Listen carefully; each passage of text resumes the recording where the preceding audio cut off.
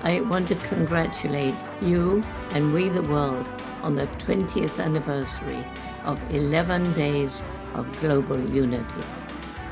Together, you, me, and we can create a better world and have fun doing it.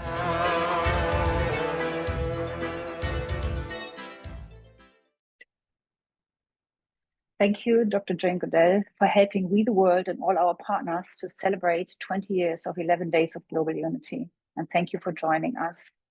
Welcome to the 11 Days of Global Unity. My name is Birgit Ben-Eli, and I'm the Director of Strategic Engagement and International Outreach for We the World. Today, I'm honored and excited to be joined by grandmother Shannon CrossBear, Dr. Daniel Rieders, and Krueger, who will be sharing their wisdom on health, the fifth theme of the 11 Days of Global Unity.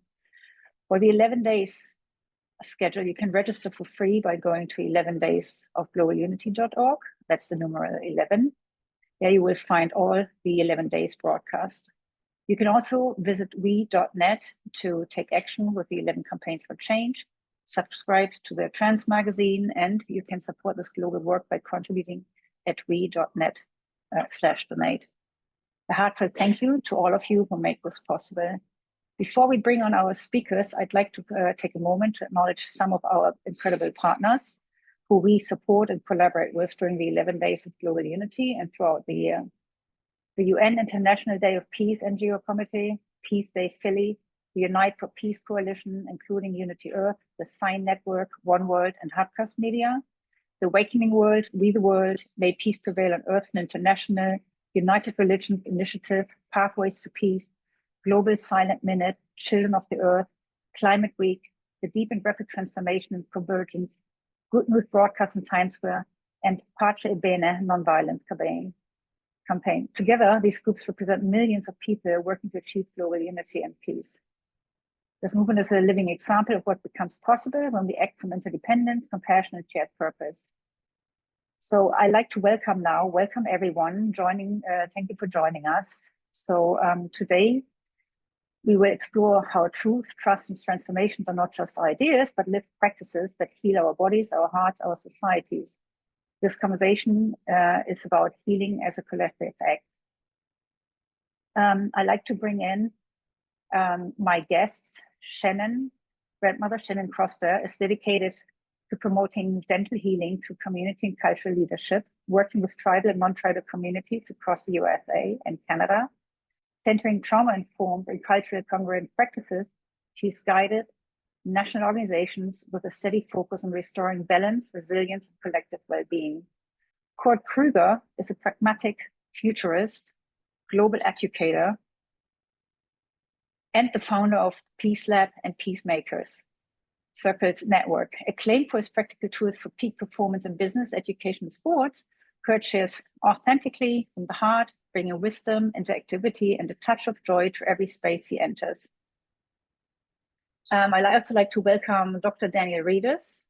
He's a visionary healer and cardiologist, known as a shaman who just happens to be a cardiologist. He integrates cutting-edge science with energy, medicine, shamanic practice, and functional therapies to address the physical, emotional, and spiritual dimensions of health.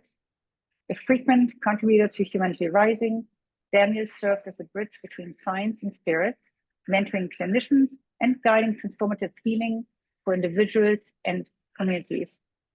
Welcome everyone here. Welcome Shannon, Kurt, and Daniel. I'm happy to have you here with us. And I'd like to begin to invite Daniel to open our conversation, since he bridges science and spirit, and we love to hear your reflection to start our conversation. Thank you. It's a privilege to be here with everybody. So I'd like to just dive in and with some comments. First of all, would you believe that 90% of diagnosis and management is that a physician gets, a medical doctor, is from what the patient tells the doctor. And so this is really problematic always, maybe more now than ever before. So I'm not going to assume that some things. So there's some shadow pieces that I'd like to address to begin with. So one of the biggest shadow pieces is for physicians is there's not enough time. So we need to get them to learn to grow the muscle of enoughness, which happens way before the patient and then meet. The other big shadow piece I'd like to address is my doctor doesn't listen to me. I'm not seen and heard. Doctors don't listen. So this is what I mean by shadow, that everybody knows this and it's not being directly addressed by the physician on the day-to-day. So this is problematic if the doctor doesn't have enough time and the patients don't even feel like they were seen and heard. Maybe sometimes I've seen some physicians spend like a minute or two listen to the patient, maybe not even looking at them, and then the rest of the time they're doing something else, like talking to them or at them. And so this is a problem because we're not getting the information we need to be prescriptive. Many times when patients walk into my office, I have to deal with something called medical trauma, where the patients are just so used to it, maybe exhausted, and their expectation is that the doctor won't listen. And so this is medical trauma where they go from physician to physician and they're not being seen, heard, attended to, and missing this important information. And so they feel traumatized and victimized. And the next part is a lot of times in my practice, I see patients that are desperate. They're in desperation. And when you are in a victim point of view with not being seen or heard, and that repeats itself, and the pattern gets deeper and deeper and ingrained, and the doctor doesn't really feel like they have enough of a lot of things, this is really problematic. So I would just like to put things straight. When it's the doctor's office, so to speak, kitchen, and they run the show, and so they can build these muscles and address these things right from the beginning.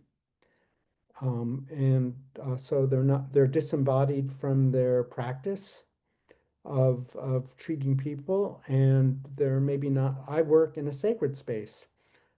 So when I walk in, I don't have to do much because I know I have enough time no matter how much time is there, because I believe I've worked hard to become a better listener, and I'm doing that every day.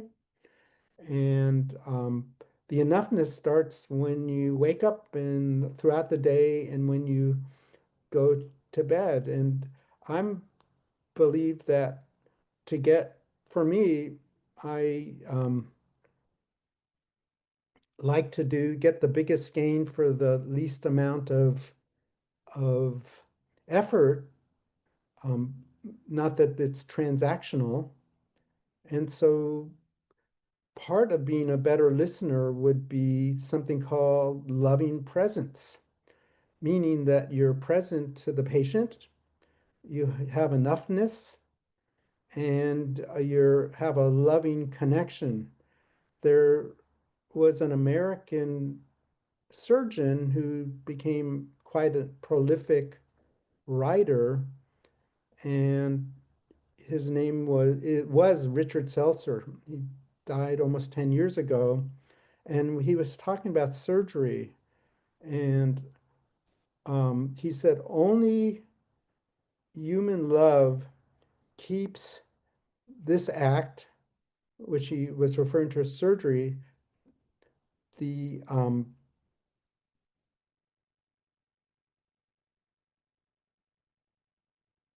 act of two madmen. So that's true. So my hypothesis is that if you love your patient and they love you back, then you're and that can be easily established at the beginning.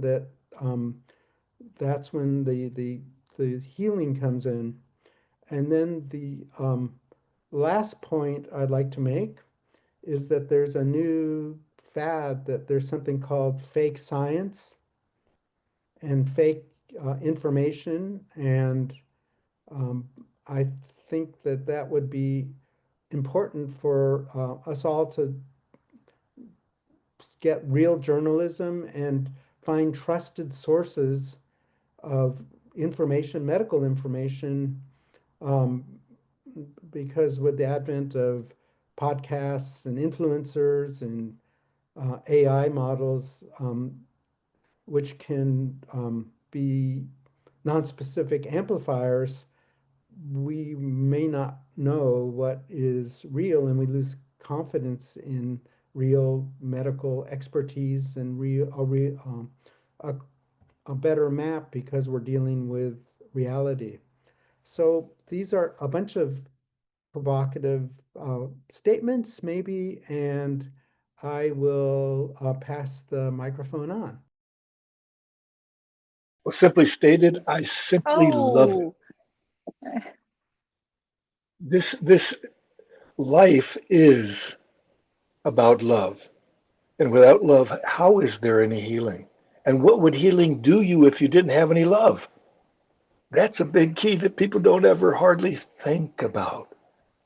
So how is it that this can heal people? I think there's a vibration there that people sense, but really oftentimes don't fully understand. And I think that maybe Shannon might have an input on that, or somebody else. Thank you.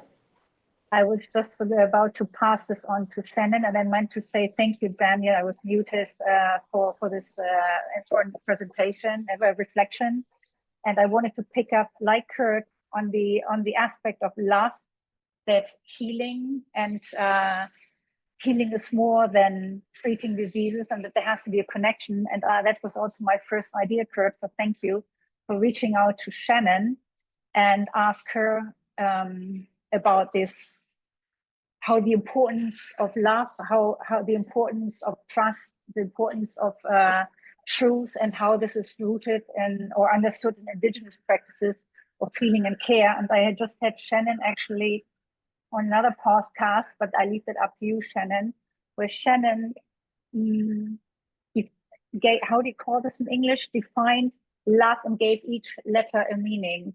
But let's please, Shannon, let's hear you talk. Thanks, Birgit.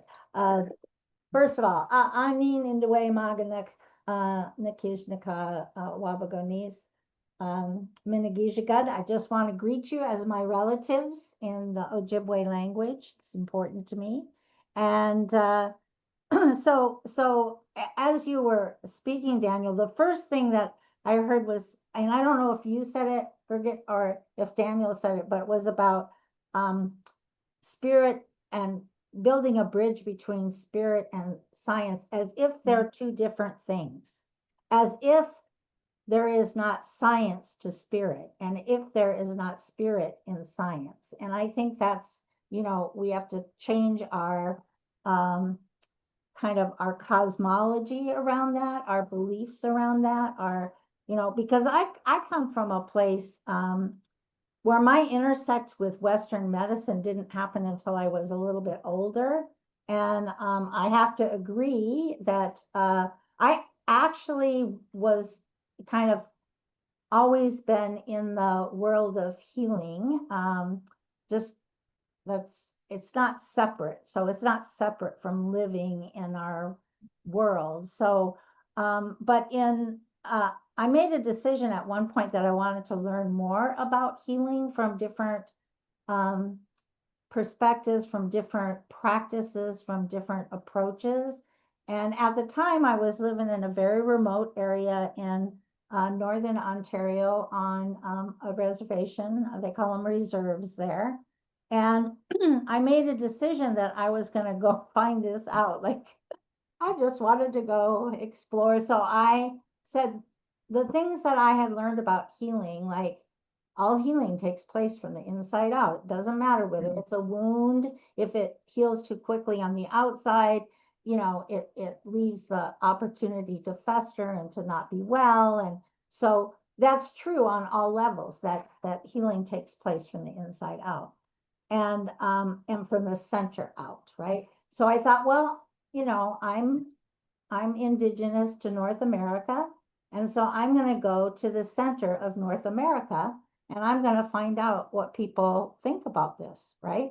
And how they approach it. And so I went to the Midwest here in the States, and I kind of went around and gathered up people, and I'm like, you know, what do you do for healing? What do you? And I ended up with all these people that I met that were different practitioners from different kinds of practices. So there was Chinese medicine, there was you know, body, mind, spirit work, and this was many years ago. So we're talking at least 40 years ago. It was in the early 80s, and so the next thing I did is I said, well, I think we should all get together and we should talk. And so at the time, it seemed like the only places that let us be were Unitarian churches and library basements, or Unitarian basements and libraries. And so we would gather there and we'd have these discussions, right?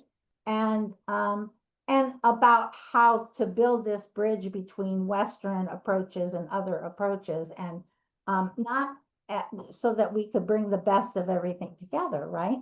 So the next thing that happened was weird things happen to me all the time. But the next thing that happened was I'm sitting there and I'm like, nobody is going to give us permission to get out of the basement. That's not going to happen.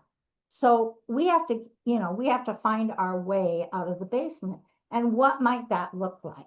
And so the next thing I know, I was talking to people at the university saying, what do people need? And then I found out about CEUs. This was all new to me. I had no idea what these things were.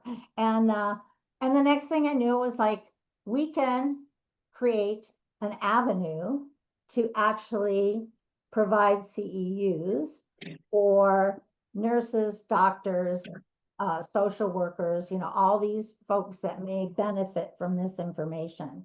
And that became the first holistic awareness conference that happened. And then it continued on after that. And so I think I reflect upon that because I see, you know, we're having similar conversations and it's all these years later. But the other thing I was reflecting upon that Daniel talked about was creating sacred space. And it doesn't take much to create sacred space. One of the most powerful intervention places that I've seen that people get well and do well is in a little clinic where the first thing that happens when they walk in the door is they give them a glass of water. Why? Why? Water's life. Water's an essential medicine, right? Without water, you die. So the first thing they do is they give them water. The second thing they do is they give them a relative term. They are no longer patient X. They are grandmother, auntie, cousin, nephew, niece, and that's how they're referred to. Because they're cared for, right? So those two things, that's the only two things they changed in their clinic. And they saw remarkable results. So that power of creating sacred space. And I was reflecting on love today because my oldest son is getting married at the end of the month of September. And they're going to ask me to say something. So I'm trying to reflect upon what I can say. And so I was thinking about love, and I was thinking about what Birgit was referring to an acronym for love, because what I wanted to communicate to my son and his soon-to-be wife was that love is not just a feeling, it's an action. And love as an acronym stands for L, listen, O, offer, with permission. Offer what it is you have to offer. V for validate. Validate that experience because it's real, it's somebody else's experience, even if it's different than your own. And E for empathize. And I was thinking about empathize. It's not just putting yourself in the other person's shoes, it's sharing the shoes. So when I think about healing and kind of these little, I mean, I have learned a lot along the way. I've been blessed by being with people who have approached, understood healing from all different world views and perspectives. And I don't think there's a conflict between science and spirit. I don't think they're separate. I think that they belong together. And we will see that in our medical professions when we stop saying things like, we're going to integrate behavioral health into primary care settings. No. It's all primary.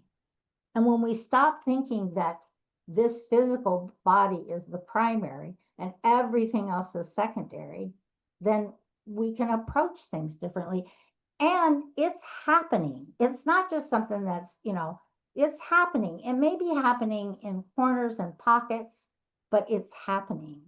I have a friend who lives in Sault Ste. Marie, Michigan, and goes to the clinic there. And that's a tribal community. And when he goes in, he doesn't just have a Western trained physician. He does have that. And he has somebody that does biofeedback, and they all are surrounding around the same issue. So my friend goes in with an issue around blood pressure, right? So the Western medicine adds his, here's some things you can do, and here's some medication, and should you choose to use this medication, but also bringing in the medicine person, the tribal medicine person, who says, we're going to go into ceremony and this is what we're going to do, right? And we bring in the psychologist who said, how is your thinking around this? What's happening? So that the approach is holistic, right? And there's no reason that can't be done. And of course, what we see is a better outcome, right? Thank you, Shannon. Thank you for your wonderful work. And I like to pick up on this, as you just said, that science and spirit is not separate, and yet there is an issue with truth and trust. And I like to address Kurt and also Daniel, actually, who combines both in his work, and also Kurt, who spoke about how do we thrive holistically. And yes, it is happening, yes, but I don't know what's stronger, right? It is not separate, and we see changes, and yet we still have a big, especially in this country, we still have a big problem in the healthcare and medical field, and combining science and spirit. We know it's not separate, but I'm not sure if that arrived at the places where it should arrive at. Kurt, go ahead. Well, you hit it on the head, so to speak, and I hate to use those violent terms, being a peacemaker, but sometimes it is apropos. We have a whole society that it has the separation demon, so to speak, mentality. We put things in boxes, and education can't be separated from any other aspect of life because we learn as we're walking the path. The path is what we see, feel, and sense throughout our whole being.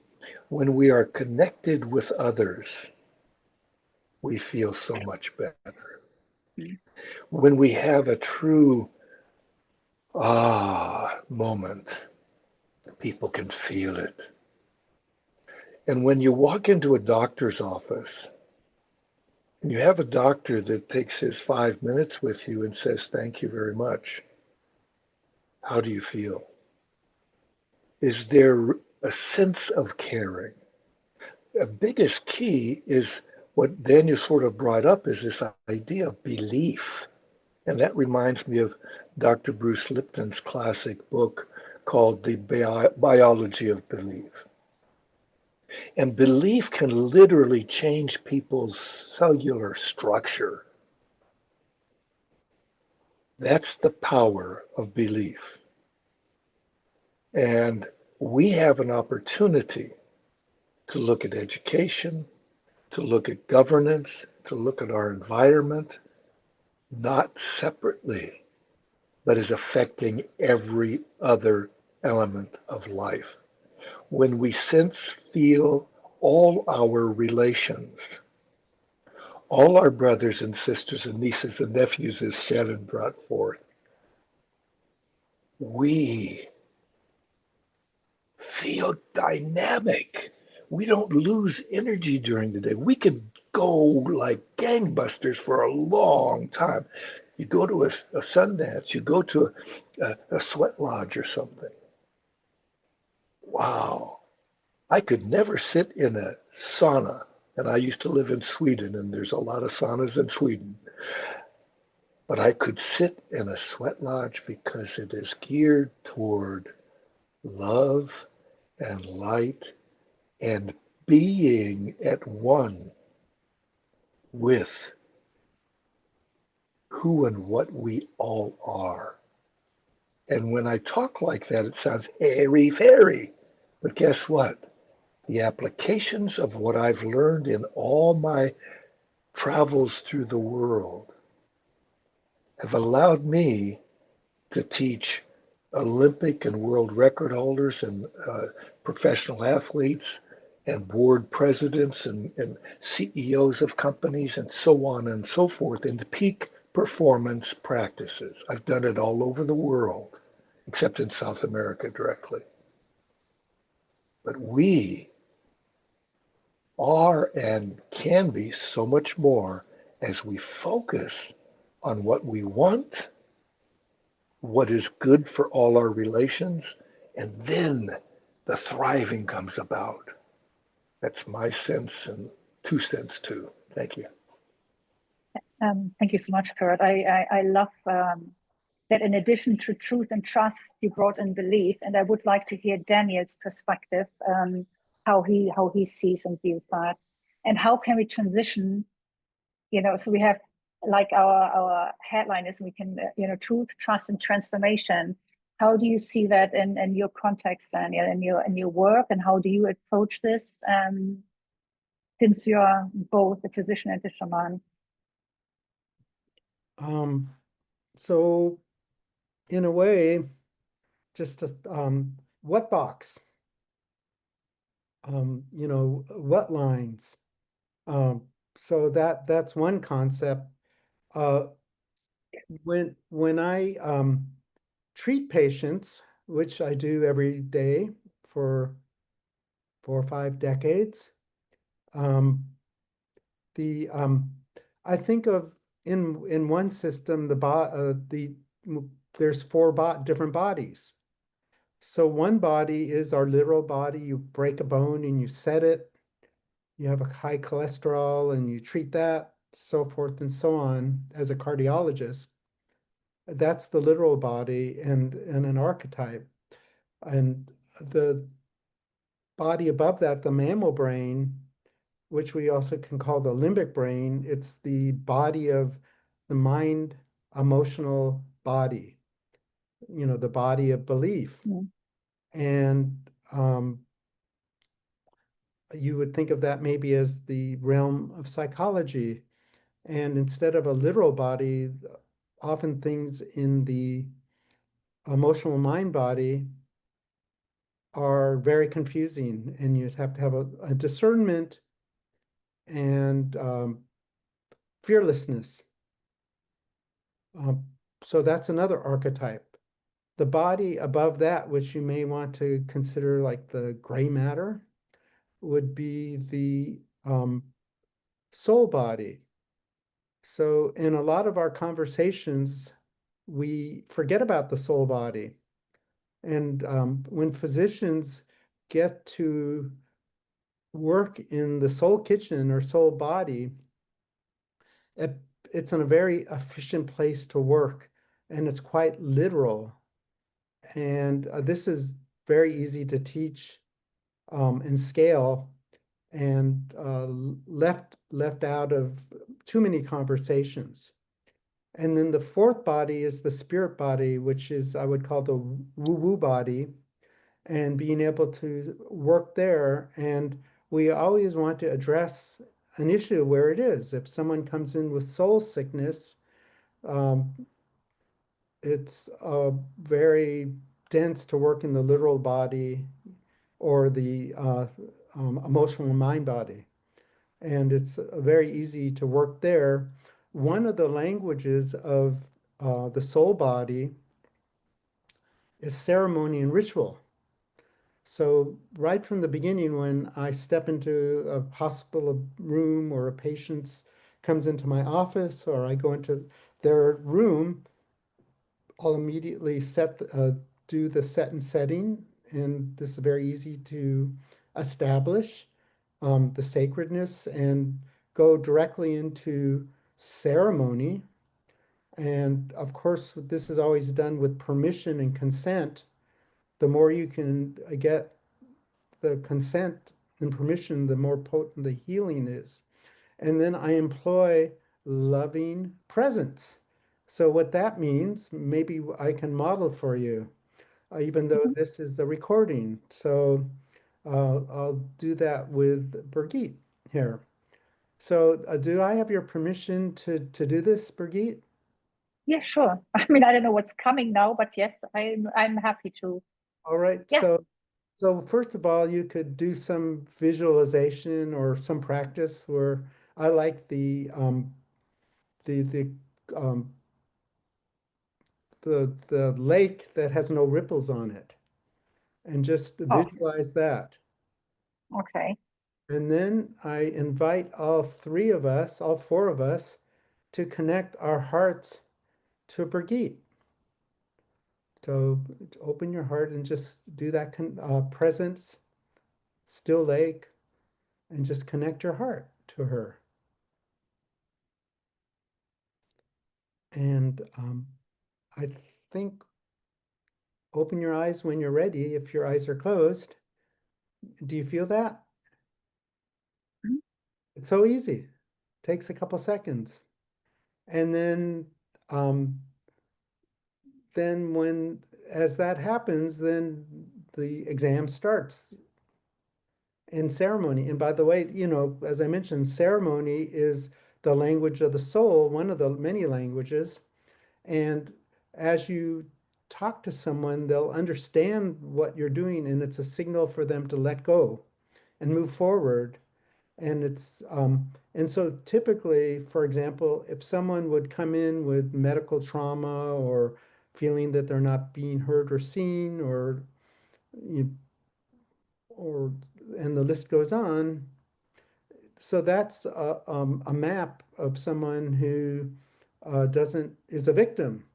And so during the exam, I would strive to move them into a better map, like my body knows how to heal. That would be something for them to leave the room with and carry on into their life.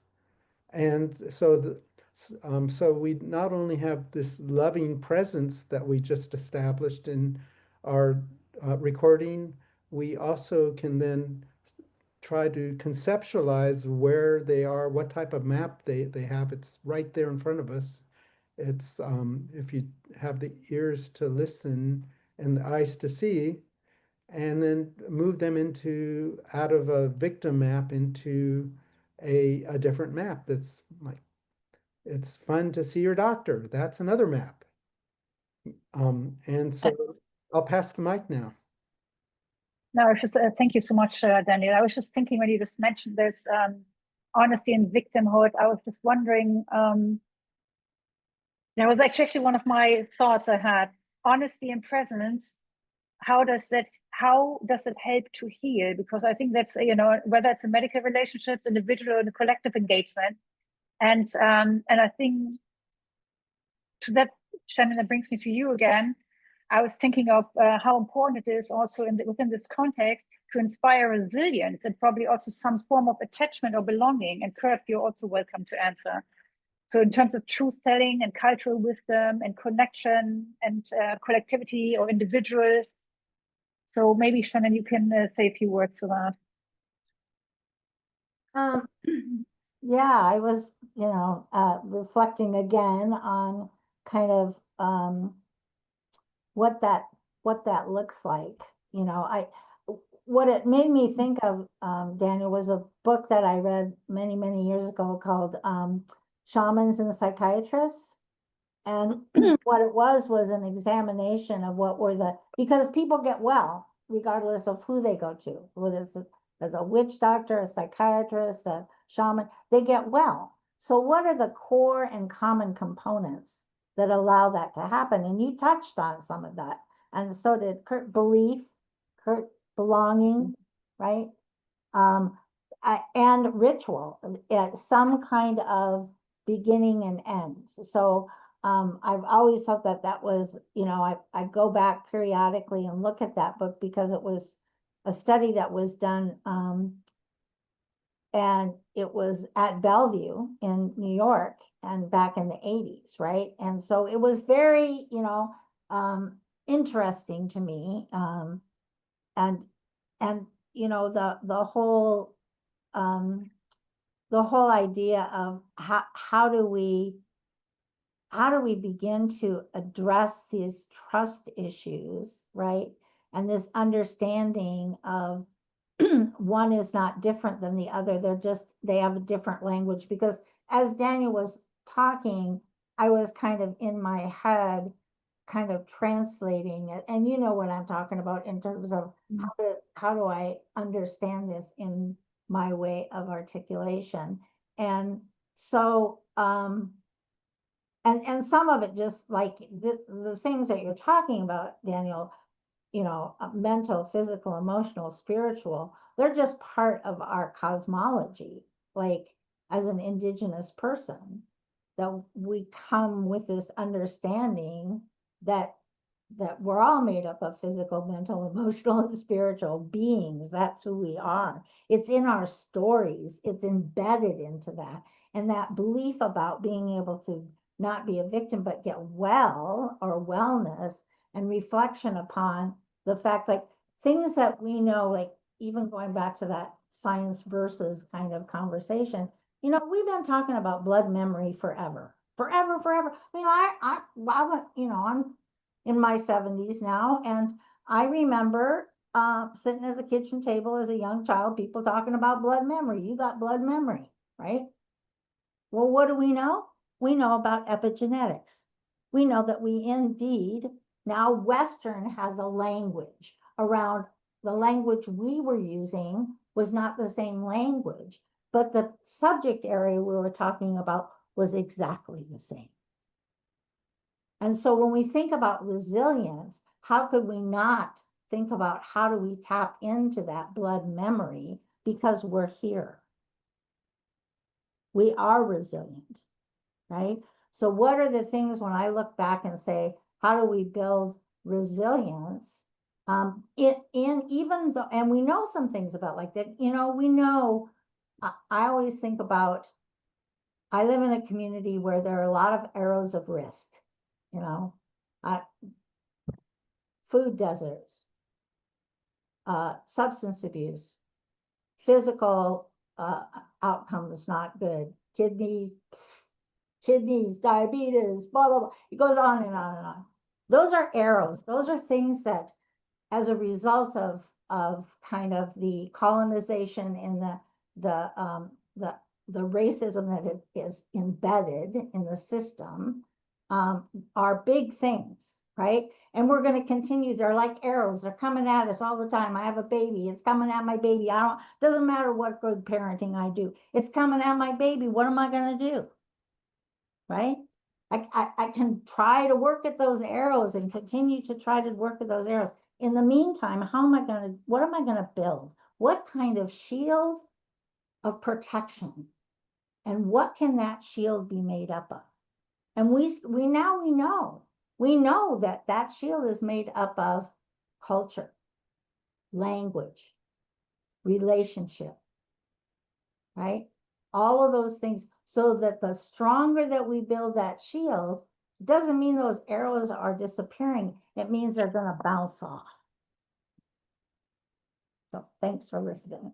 Thank you, Shannon. And that brings in Kurt, since you mentioned, the connection. And I just thought about that, Kurt, how often you bring in the wisdom of nature and Anagaya. Maybe you can just even add this perspective to this, if you like. Well, this whole thing about energy is so misunderstood by normal people, so to speak. We have a book that we produced for people. It's called Making Miracles Now. And it's free online. It describes simple things that people have done that are sort of like mind-boggling. Like, where does energy come from that makes it so if I had picked up a person one time, or actually, imagine this. There's 3 people standing on scales. They total up the scales. They weigh 512 kilos or whatever it might be. They then have the person on the inside do his rooting practice, a martial arts practice. And they thought that he was going to gain weight because he was going to focus his energy to the center of the earth. He didn't gain weight. Yet, when the 2 guys on the outside tried to pick him up again, and these were wrestlers, they could have easily picked him up. They did easily the first time.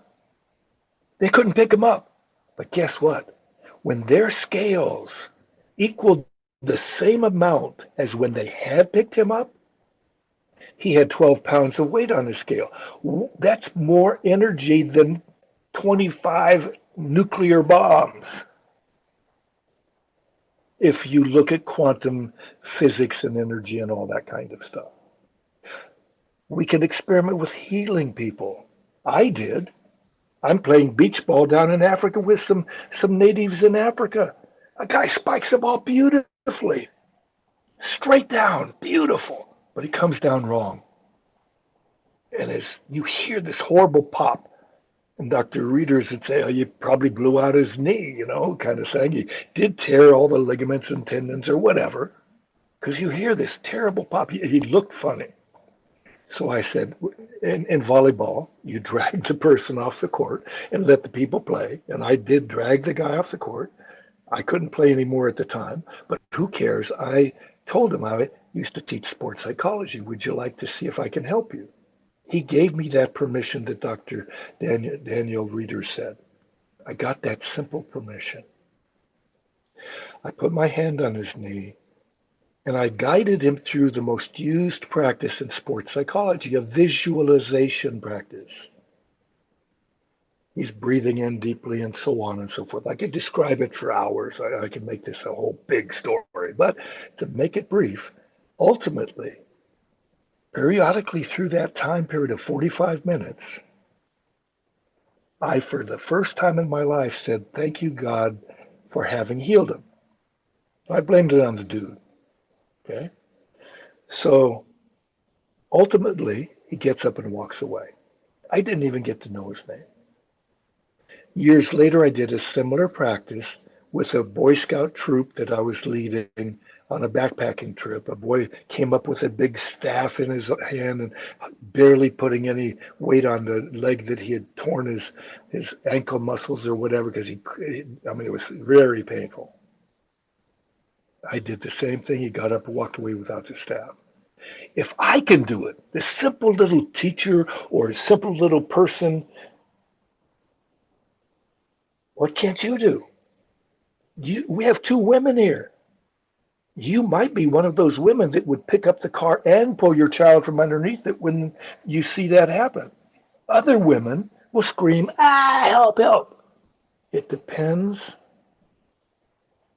on the force inside of you, on the presence, on the connection that we have opening to, that we actually are, that we can actually do such things. So, boom, boom, shambo. Thank you. Thank you so much, Kurt. You bring all such valuable insight here into the connected science and spirit and healing and love and mind, body, love, everything else. Danny, would you still? So we have, unfortunately, at some point we have to come to some close here. As much as I would love to continue, but Danny, I would like to hear if you would like to attribute something or say something to Shannon and Kurt to the last input they just gave regarding healing and power of spirit, soul, mind, body, before we come to our call to action. Okay.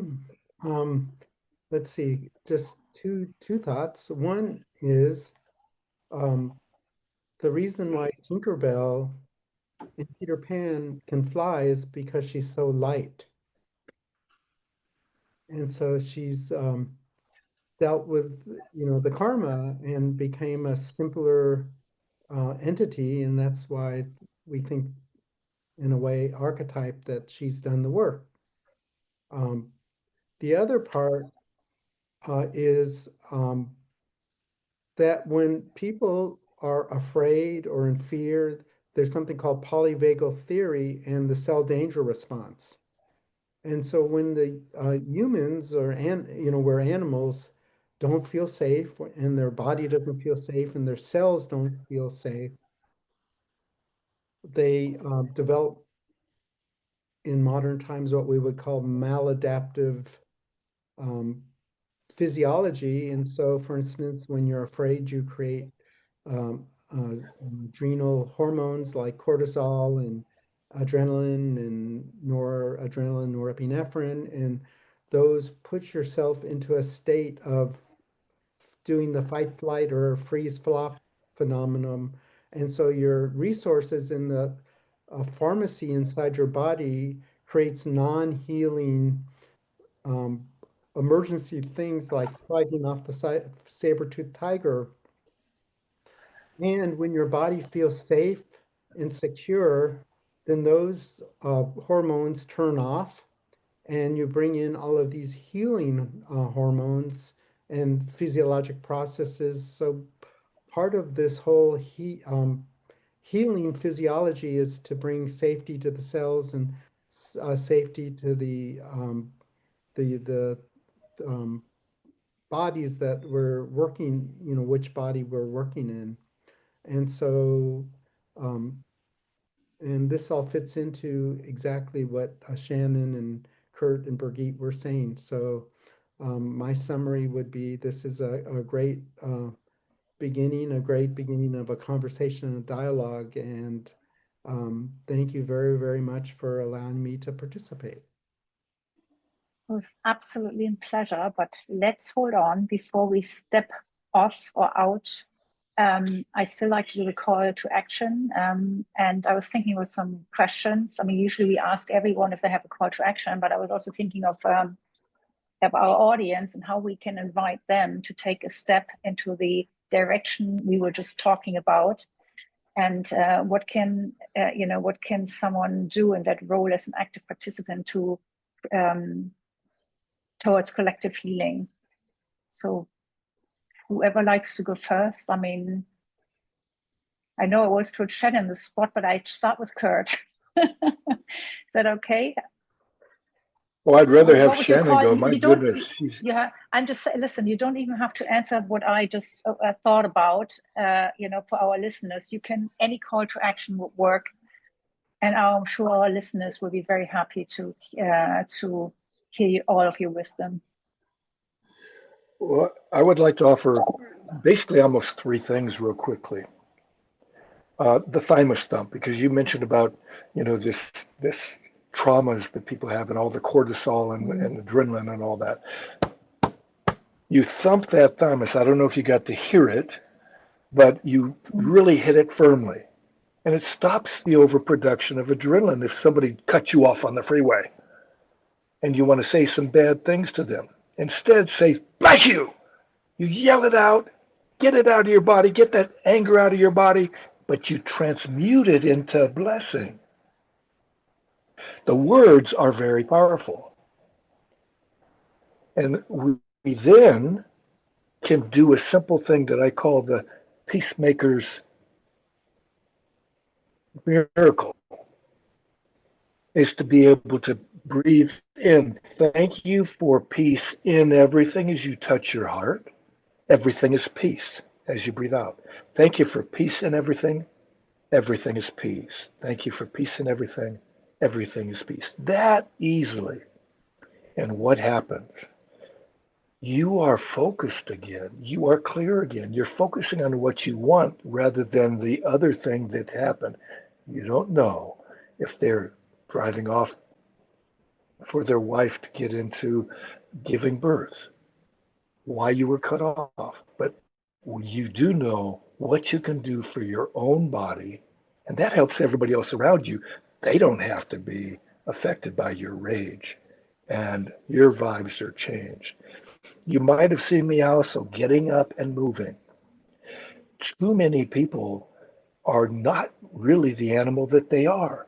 These bodies were not made for sitting so long without moving. And also, Shannon mentioned the value of water or hydration. You might have seen me drinking quite a bit during this time. Most people in the world, and I'm saying the world, are dehydrated to a degree. They need to be hydrated more. And so that's what I can leave you with real quickly. Thank you. Thank Shannon. you so much, Kurt. You would like to go next, Shannon? Well, yeah, I don't know. I'm like, well, how do I put the cherry on top of all that? I know there's so much more to say. I absolutely agree with you. Oh, and so, but what I heard you say was a call to action, right? And those that are listening, can certainly do what Kurt is encouraging you to do: drink water, be conscious. What Daniel's encouraging both you to do as individually, but also the call to the profession of the medical profession to say it's okay. We understand. And what Kurt was saying in terms of, we don't know what's under the iceberg. We just see what's on top, it's not the individual physicians or healers kind of thing. It's the environment in which they're operating and the beliefs that they've developed, right? Daniel, I just went to see a pulmonologist yesterday, and I love it. I mean, he's awesome. He's my consultant for some lung issues that I've had, and I'm just like glad to see him because he says, you need to see me for a year or whatever. We can check in then, and I'm like, can I see you in 6 months? Right? Because I like going to see this person. And because I feel like we're in it together, right? We're in it together. He has an area of study and expertise that I rely upon. But we're in it together. I'm an equal participant in my healing. And I think that would be my call to action, is become an equal participant in your own healing. And in that, you demonstrate to others how to do that. Be in partnership with your practitioners, whoever they might be, and wherever you might find them. And then understand that we live in a world that is full of trauma, and become trauma informed. It's not hard to do. There's lots of great information out there, but become trauma informed, and it will help you to navigate in a way that is geared toward healing as opposed to illness. So Yeah. thank you very much for listening. Thank you so And much, we get to Shannon. do And the simple thing of saluting everybody in the world with the peace salute. We see the world as it is. It's all love. And when we see it with love, we give the love to the whole world. We throw it out to the world. And love creates peace. Thank you so much. That's the peace salute. let's give Daniel, I mean, obviously there's always a lot to respond to, but Daniel, let's hear your call to action, and then I will just, close up, and I will, but before I close, I will mention something else, but we'll get there. Let's hear first from Daniel. So, but just a few quick things. I'd like everybody to move into the term post-traumatic growth. And that's a remap of everything. A call to action is to implement in your lives and grow that muscle of loving presence. And of course, do the work and build the muscle of enoughness. And that starts in the morning and continues at bedtime and throughout the night, if that's your biologic clock you follow, which it is. And yeah, enoughness, loving presence, and growth, which is remapped from the trauma victimhood disorder. Thank you so much. If you want to go ahead, Shannon. Don't. Birgit, It's fine. I know we're closing out, and No. We listen. Go. Don't worry about it. I don't want to cut anyone off or to offer something as kind of a closing out, kind of a poem that brings me such, I don't know, just such hope, and it's healing. And I'd love to share it. I did not write it, but I'd love to share it. Is that okay? Absolutely. Please go. Okay. So let me bring it up. Okay. And it's by another Indigenous woman. Her name is Christy Belcourt. She's Ojibwe Ikwe, like myself. And this is what she said. All the prayers of all the mothers since the beginning of time, while they carried babies in their wombs, exist now in the bed of rivers. And when the sturgeon and the salmon come to spawn, they find the clean places where those prayers lie, and they lay their eggs into them.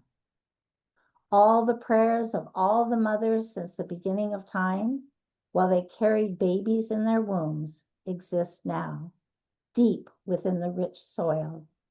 And when the rains come, drenching the earth, the trees drink them up and breathe them back out into the world for us.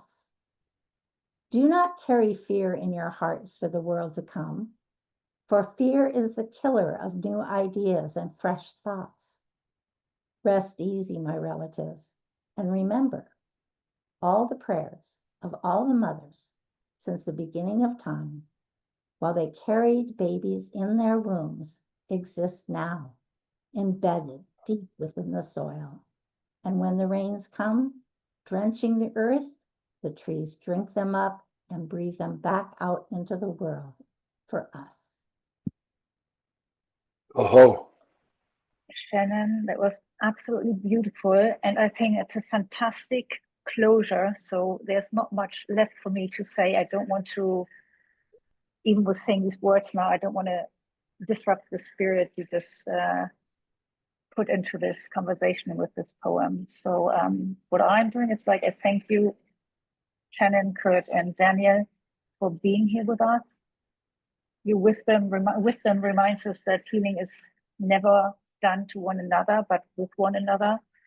And I hope that we can leave here with peace, hope, and commitment to truth, trust, and transformation.